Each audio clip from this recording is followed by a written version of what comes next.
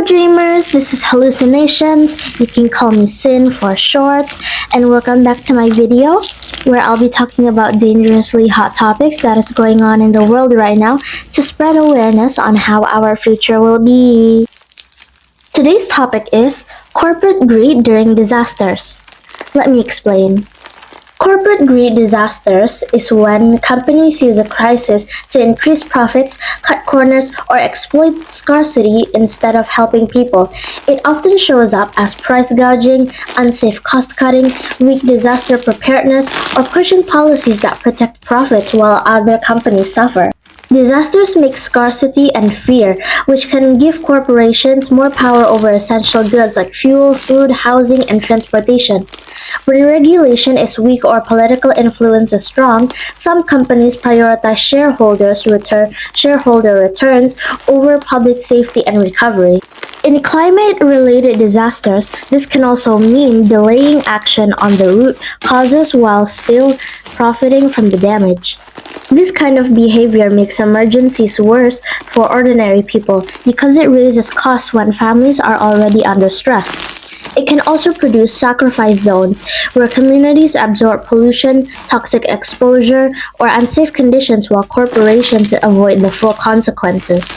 In the worst cases, disaster profiteering deepens mistrust, inequality, and long-term recovery costs. You can push back in small ways online, such as sharing evidence-based reports on disaster profiteering instead of viral outrage alone, call out price gouging and unsafe corporate behavior with facts, support consumer and labor watchdog groups. Use your posts to spotlight affected communities, not just executives, and pressure policymakers to enforce safety rules and anti-gouging protections. Corporate greed disasters is one of the clearest examples of how profit can override human need. Instead of lowering prices, improving safety, or helping communities recover, some companies use emergencies to raise costs, cut protection, and expand their influence. In climate disasters and industrial accidents alike, this can turn a crisis into a deeper injustice, leaving ordinary people to bear the damage while corporations protect their bottom line. But if people keep exposing these practices, supporting accountability, and demanding stronger public protection, there is still a chance to make disasters less exploitable and recovery more just. Online radicalization and extremism. Online radicalization and extremism are growing concerns because digital spaces can expose vulnerable people to hateful content, propaganda, and recruitment networks much faster than offline environments. Social media and other platforms do not always create extremist beliefs from scratch, but they can amplify them, connect people with like-minded groups, and accelerate the path from grievance to action. Extremist actors use ordinary online habits, scrolling, sharing, commenting, and even watching, to distribute propaganda, recruit followers, and normalize hateful worldviews. Research also shows that spending more time on certain platforms and interacting with extremist communities can increase exposure and to radicalizing content, especially for young people. Online radicalization can weaken social trust, increase political violence, and make misinformation harder to separate from reality. Because extremist content often appears as memes, short videos, or news-like posts, it can look casual while still pushing users toward more dangerous beliefs. Do not share the content that celebrates violence or dehumanizes groups. Check the sources before posting emotionally extreme content. Report accounts or posts that promote violent extremism. Support media literacy and critical thinking education. And be especially careful with content aimed at children and especially at teens. Online radicalization and extremism are dangerous because they turn the internet into a tool for recruitment, propaganda, and social division. Extremist groups use social media and online forums to reach people where they already spend time, often wrapping harmful ideas in memes, outrage, or identity-based ideals. This process can make violence feel normal, deepen mistrust, and pull vulnerable users further away from healthy communities. But if people stay alert, refuse to amplify hate, and support digital literacy, it is still possible to slow the spread of extremism and protect a safer online space. And the last topic of today is the rise of cybercrime.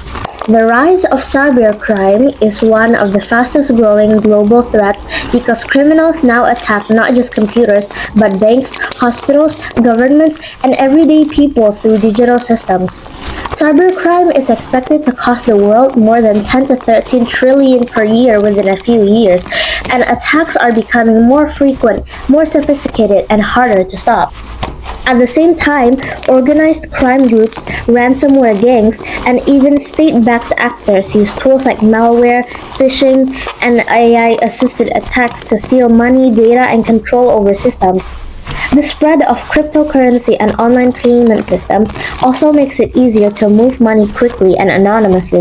Cybercrime can lock victims' data with ransomware, steal identities and bank details, or disrupt power grids and hospitals, putting lives at risk. Small businesses and ordinary users are common targets because they often have weaker security, and global reports show that millions of cybercrime complaints and data breaches occur every year. Beyond money, these attacks also weaken trust in digital services, online banking, and e-governance. Guys, you do not need to be a hacker to reduce harm. Use strong, unique passwords that enable two-factor authentication whenever possible. Be skeptical of unsolicited messages asking for passwords, money, or personal data. Install updates and antivirus softwares regularly and avoid suspicious downloads or links. Report scams and suspicious activity to platforms or local authorities where you live. Support policies that demand better cybersecurity standards and data protection for companies and public services. Because the rise of cybercrime shows how deeply vulnerable our digital world has become. Criminal networks now exploit the same technologies that make life convenient. Banking apps, messaging platforms, and cloud services to steal money, disrupt infrastructure, and violate people's privacy. As attacks grow in scale and sophistication, the cost of cybercrime reaches into tens of trillions of dollars, affecting not only corporations but also hospitals, schools, and individual households. Yet, if people practice basic digital hygiene, report suspicious activity, and push stronger regulations and security standards, it is still possible to slow the spread of cybercrime and protect a safer online future. That is all for today, my dreamers.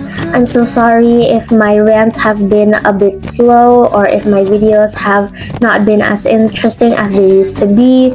I have been extremely tired. I have a life of my own.